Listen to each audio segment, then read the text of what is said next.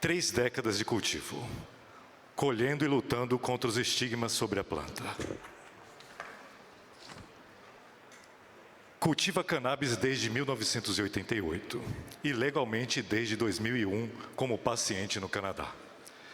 Em 2003, ele começou a fazer uma série de vídeos educacionais sobre grow, que migrou para o YouTube quando este começou em 2005. Como youtuber de conteúdo sobre o cannabis mais popular no Canadá, de mais de 45 milhões de visualizações no total, Remo tem sido um marco na comunidade da cannabis do YouTube. A sua personalidade extrovertida concedeu-lhe acesso a alguns locais mais exclusivos em todo o mundo. E o seu objetivo é reduzir a estigma em torno da cannabis e defender o acesso. Em 2014, ele lançou sua própria linha de nutrientes, baseadas em crescentes conhecimentos e preferências. Remo Nutrients, que rapidamente ganhou força devido à sua presença online já estabelecida. Como um verdadeiro conhecedor de cannabis e cultivador premiado, Remo fornece uma opinião especializada para o mais alto nível de produtor de cannabis. Senhoras e senhores, com vocês, Remo Colasanti.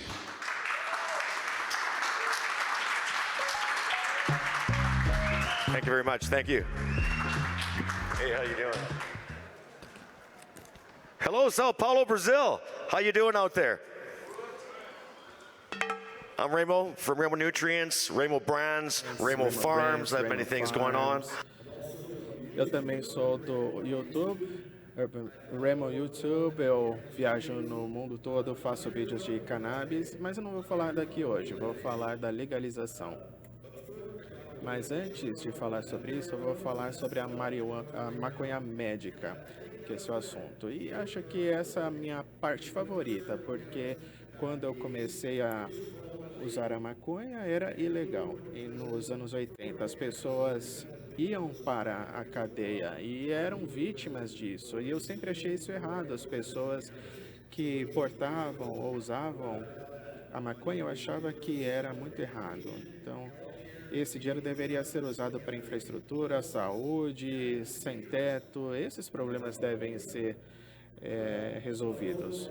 Mas eu também estava envolvido na luta pela maconha médica.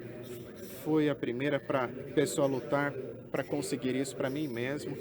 E os médicos, eles estavam perdendo suas licenças. E aí nós tivemos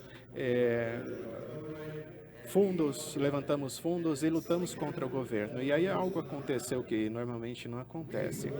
Nós ganhamos o direito. Isso foi muito bom, porque agora no Canadá é inseguro para os pacientes cultivarem. Então, o período de maconha médica foi grande. 2017 também foi incrível, porque as pessoas estavam muito doentes com câncer, AIDS, HIV, outras doenças, e elas conseguiram uma permissão para cultivar seu próprio remédio. E essa é a parte bonita. Se eles produziam alguns quilos ou mais, os pacientes podiam simplesmente ir para uma dessas lojas e falar: eu tenho uma maconha aqui de qualidade, ela é médica, você quer comprar? E aí essas lojas compravam e davam dinheiro, essas pessoas iam para casa.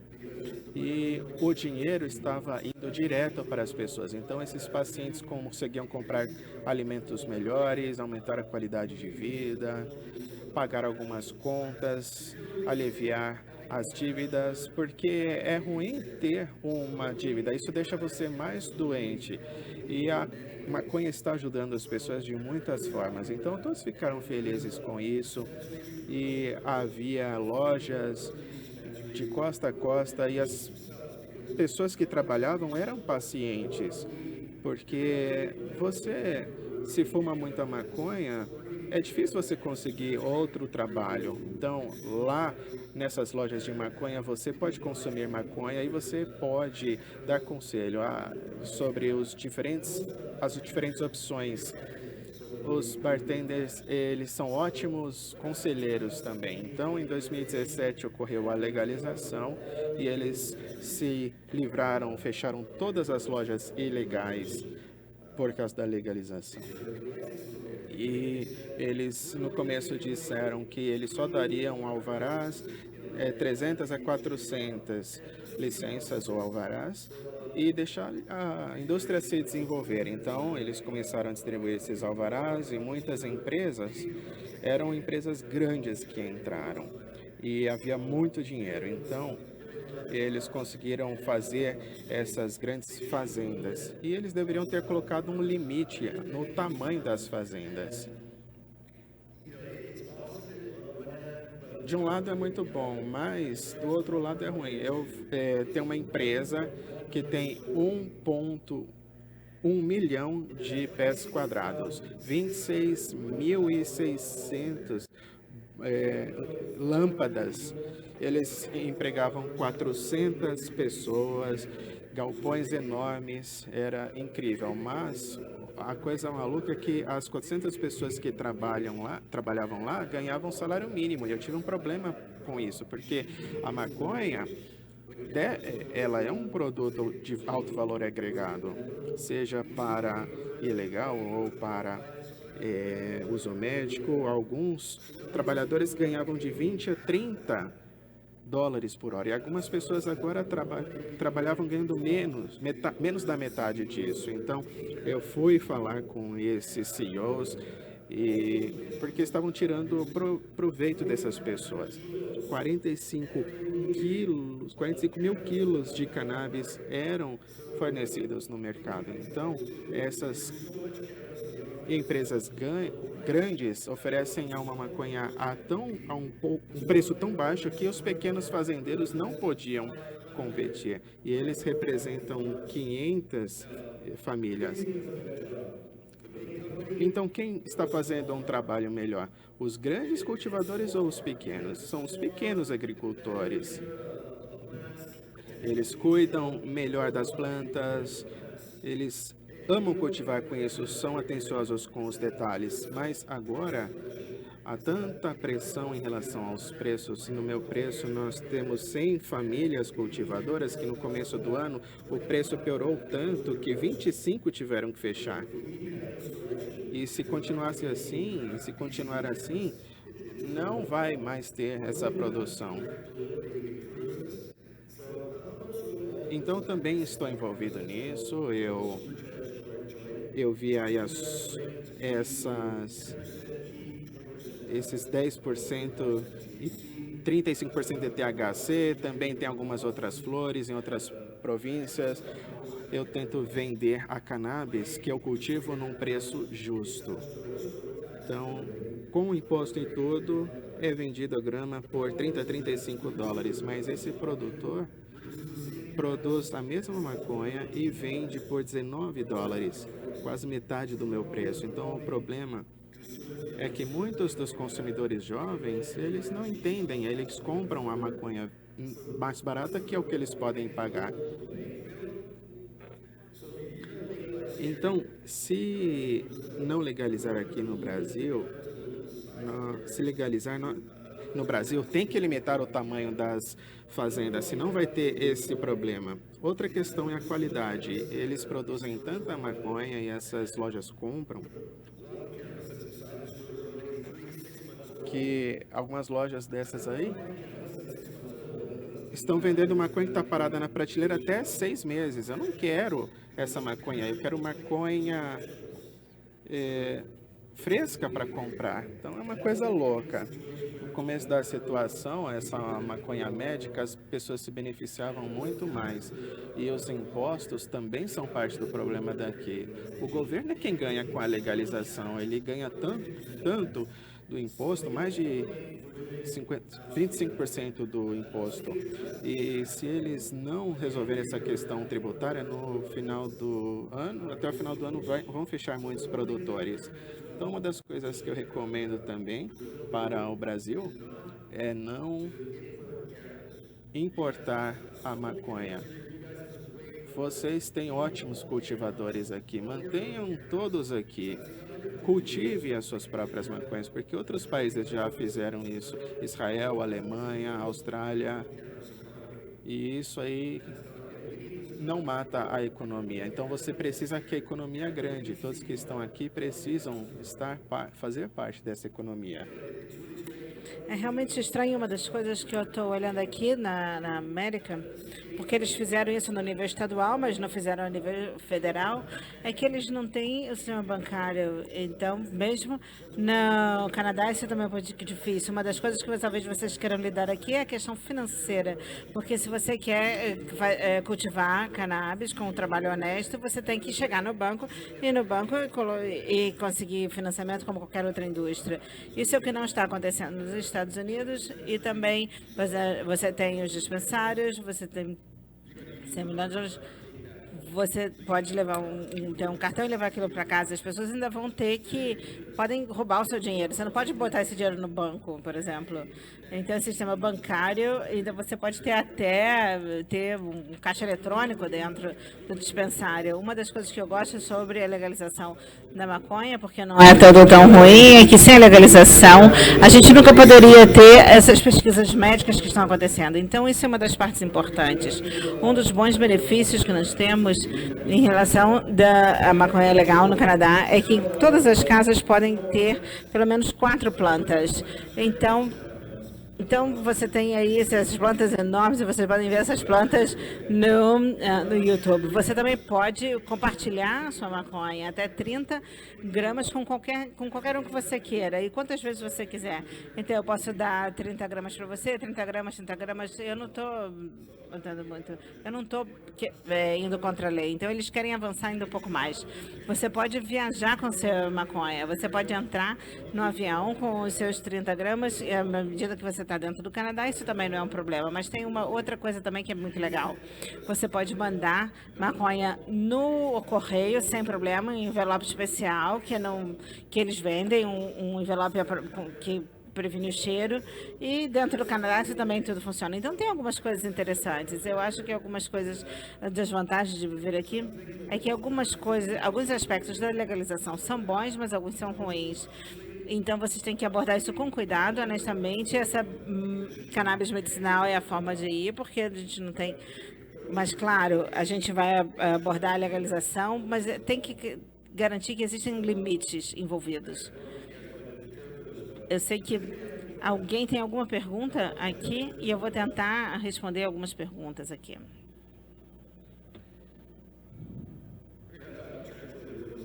A gente vai precisar aqui.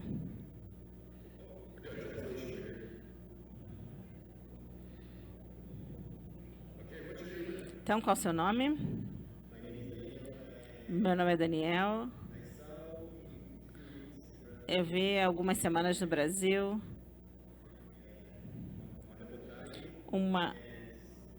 de Portugal, Canadá.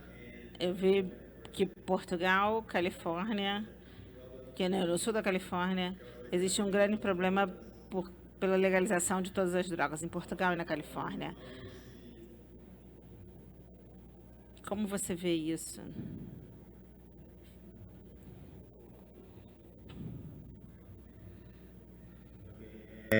Uma reportagem brasileira recentemente mostrou...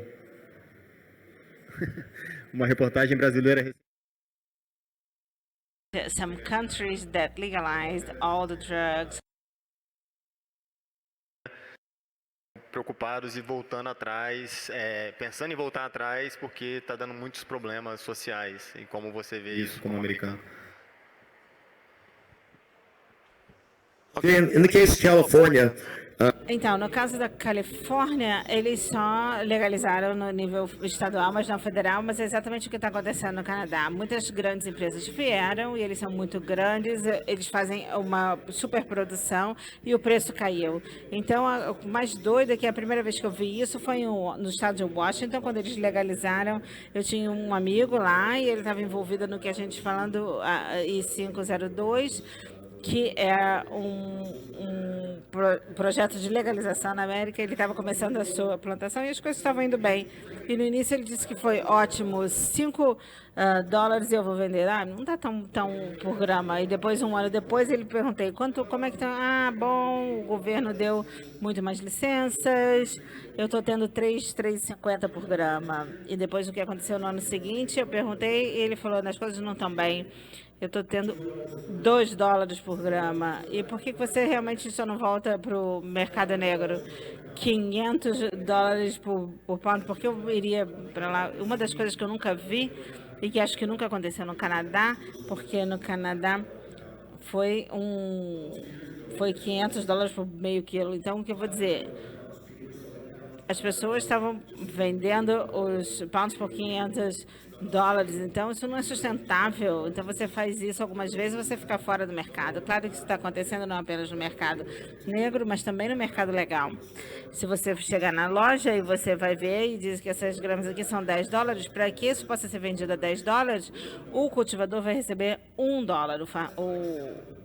O fazendeiro. Tem tantos impostos no meio, você vai de 1 para o consumidor chegar a 10. Isso não é justo, isso não é, deveria ser pelo menos 1/3. Então ele poderia pagar as suas contas. Se continuar fazendo isso, mais empresas vão fechar. Então, mais uma vez, a Califórnia foi uma vítima de grandes empresas, porque tudo estava bem antes, quando as pessoas eram menores. Então, à medida que as grandes empresas vieram, eles fizeram uma superprodução. E acho que é o que acontece muitas vezes. Esse é um conflito. Então, esses grandes produtores, o que eles dizem é que a gente tem 100 quilos e a gente está destruindo isso. Então, eles recebem até impostos, eles não estão realmente destruindo, eles saem, eles tiram, colocam no mercado médico, no mercado legal e vendem barato. O que eles fazem é fazer a erosão do preço para as outras pessoas. Então, esses preços descem dos $5 para $1. Então, um produtor faz isso, a gente tem centenas de produtores fazendo isso. Não é apenas um que estão colocando esses produtos ilegalmente no mercado. E o governo, honestamente, não está fazendo nada sobre isso. Porque as pessoas estão fechando, sim, e eles não mandam a polícia, nada acontece. Então, está errado tudo isso. Eu não sei quanto tempo vai levar para a gente descobrir como fazer isso funcionar, mas, eventualmente, eu espero que exista uma equalização. A ironia é que nós estamos experimentando a mesma coisa com o REP. No início, muitas pessoas estavam cultivando também. A gente teve uma superprodução e a gente estava dirigindo e nós vimos um campo no verão. E a gente estava lá, um campo muito bonito, e nós voltamos no inverno. Ainda estava lá coberto de neve. Então, fomos ao fazendeiro e perguntamos por que houve. E ele falou, não tinha como vender. Foi muito duro de ver aquilo. Então, ele acabou saindo do mercado. Então, eu vou parar de plantar cânhamo, então, porque as pessoas não estão mais... então, eu estava vendo, só fiz isso 3 vezes e não consegui vender mais. Então, infelizmente, no lugar certo. Então, eu tenho meu cânhamo para fumar com alto teor de CBD. Parece bonito. Parece maconha, se você tratar da mesma forma e der bons nutrientes e tratar da mesma forma. É muito bom de fumar, é muito bom para os pacientes, porque o CBD é parte da maconha medicinal. Então, isso responde a sua pergunta? Sim? Alguém mais tem alguma pergunta? Eu acho que é um tópico importante, porque isso vai acontecer aqui nos próximos 5 anos. Então, alguém tem alguma pergunta? Então, vamos lá. Chegando aqui.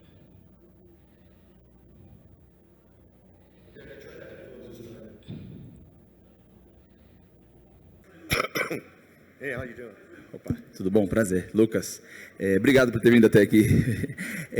Queria saber se você podia dar alguns conselhos, então, para a gente, como a gente consegue impedir que aconteça isso que que aconteceu no Canadá, por exemplo, né, que essas grandes produtores, né, os fazendeiros, acabou fechando com os pequenos, né? Os pequenos acabam... Como a gente pode evitar que isso aconteça aqui no Brasil? Não sei se...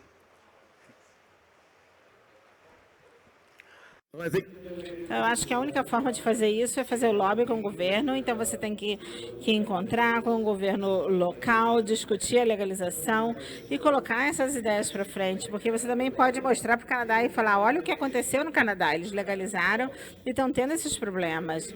Então, aqui, como usuários, a gente quer a legalização, mas a gente não pode cometer os mesmos erros que o Canadá cometeu. Então, com isso, a gente tem... Lembra do que a gente falou sobre a importação? Evitem a importação, deveria ser cultivado aqui, tem que ser a maconha brasileira para os brasileiros.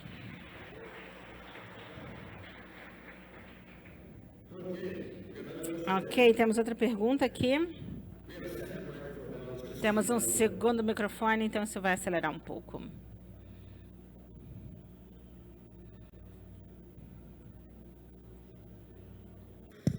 Hey, how you doing, man? Hi, good afternoon. Oi, boa tarde, como você está? Sobre o que você estava falando, sobre o Canadá.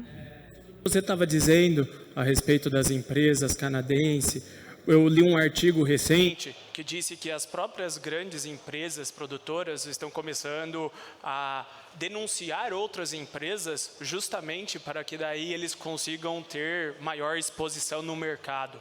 Eu queria, e isso vai muito com o que você acabou de dizer, eu queria entender um pouco como essas empresas estão conseguindo ter uma vantagem competitiva nesse ambiente que você está dizendo que está ficando um pouco consolidado demais. E o que os médios produtores e os pequenos podem estar fazendo de diferente para se manterem ainda nesse mercado e segurar as pontas.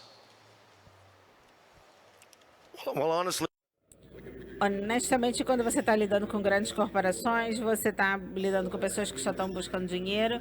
Então, eu acho que, olhando os números nesse momento, criar uma associação de produtores, por exemplo, como um sindicato ou uma coletiva, e falar com eles, mesmo para os pacientes, se lidar como grupo. Então, a gente sabe que a gente tem mais poder e aí o governo vai ouvir mais a gente. Então, ter um grupo ou associação de pessoas parecidas que querem financiar ou fazer o que for necessário para ter o resultado final. Isso é o que a gente precisa.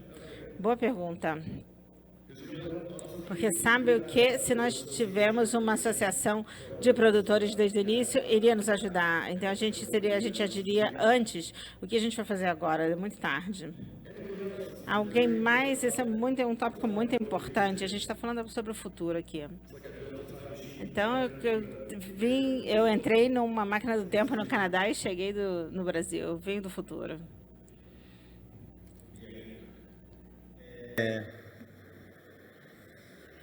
Hello. Aqui no Brasil, a gente acaba se baseando bastante em rumores e toma grandes proporções. Por exemplo, eu vou fazer uma palestra daqui a pouco que fala um pouco da parte histórica dessa parte do hemp e dessas coisas. Mas, por exemplo, eu lembro que o cânhamo acabou caindo em uso porque teve a ascensão do algodão, teve um monte de coisa. Existe um rumor muito grande aqui no Brasil que os Estados Unidos, lá na época da proibição da conversão do ópio, quis acabar com a cannabis ou com o cânhamo porque achava que era uma empresa grande e que iria atrapalhar algumas coisas. Mas você, como norte-americano, eu sei que não teve isso exatamente, né, que teve uma ascensão no algodão por outras oportunidades. E eu queria que você falasse um pouco disso na época da proibição ali, na época de 1912, 1925 ali, o que houve exatamente ali, porque os Estados Unidos foi bastante em cima. Se teve também, outra lenda que tem no Brasil também, foi uma coisa racista com os mexicanos, se realmente teve isso, alguma coisa do tipo.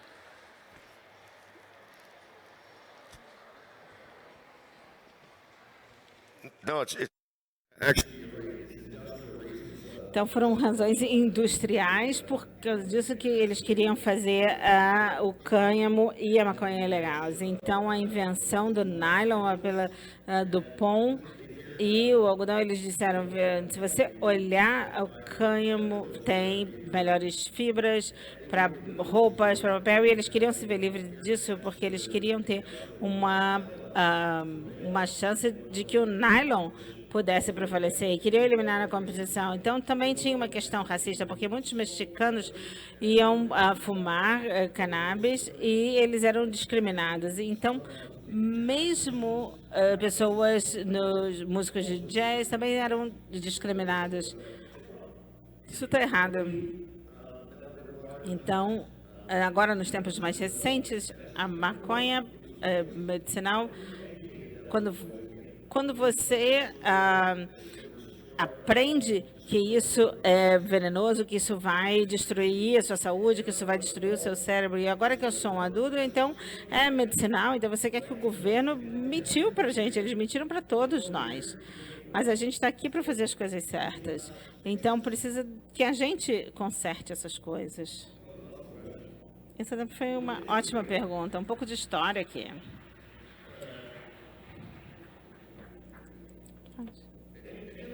Alguma outra pergunta? Temos ainda 15 minutos, então vamos lá, uma aqui. Eu vivo no Uruguai e vivo a realidade da legalização lá, né, que você tem 3 possibilidades de ter acesso à maconha, ou pela farmácia, ou pelos clubes, né, ou autocultivo. Mas só 30% do consumo da maconha é da parte legal. Os outros 70% ainda continua sendo na parte ilegal. Porque a viabilidade de chegar a maconha até o usuário é complicado, porque quando sai a maconha para o clube para distribuir para os sócios, você só pode passar 40 gramas. E se você for pego com mais de 40 gramas, você é preso. Ainda continua muita gente sendo preso por maconha no Uruguai, por incrível que pareça. Então, a ideia que a gente tem, né, de passar 10 anos de não ter avançado, é que a maconha seja livre de regulamentação. Livre para todos, para ter o acesso para realmente cair o mercado ilegal, né? Porque você produz para 40 sócios, e quando for distribuir, porque as fazendas geralmente são no interior, e você sai com 500 gramas, 600 gramas para distribuir, você for pego, você já pega uma cana. Então, o que você acha disso, dessa parte de legalização? Well, eu acho que ninguém deveria ser preso por causa da maconha. No Canadá, se você acha que você carrega mais de 30 gramas, é muito fácil você ter uma licença médica e aí você pode carregar mais 150. Então, na verdade, você pode ter 180 gramas. Eu não sei se essa seria uma boa solução para o Uruguai, mas é um começo. Honestamente, o que a gente está tentando fazer no Canadá, a gente está tentando aumentar de 30 gramas para 100 gramas por um indivíduo qualquer. Porque, honestamente, isso é o que a gente está tentando convencer o governo. É melhor que as pessoas comprem mais, eles estão pagando mais impostos, então a gente acho que vai convencê-los com isso. Mas você está certo. Então, as pessoas ainda estão sendo presas e é legal, essa não é a questão da legalização. A questão é que não deveria ter penalidades. Esse é o ponto da legalização, mas tem que trabalhar com isso. Então, alguma outra pergunta? Nós ainda temos o quê? 10 minutos? É muito importante, estamos falando do futuro, do seu futuro.